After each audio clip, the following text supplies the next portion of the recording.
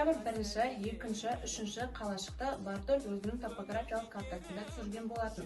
Көріп отырған 1 Октябрь 1-ші халық оны жылқышы төбе деп атайды. Осы сақталған.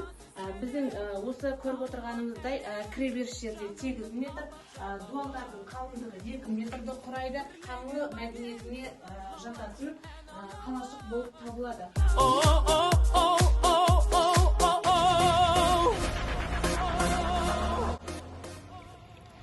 Жуалы ауданы Жылқышытөбедегі археологиялық қазба нәтижесінде бояудағы әртүрлі көлемдегі қыш құмыраларды кездестірдік. Қыш құмыралардың қай ғасырға жататынын, олардың қайдан келгенін білу үшін біз сараптамалық қорытындының нәтижесінде біле аламыз.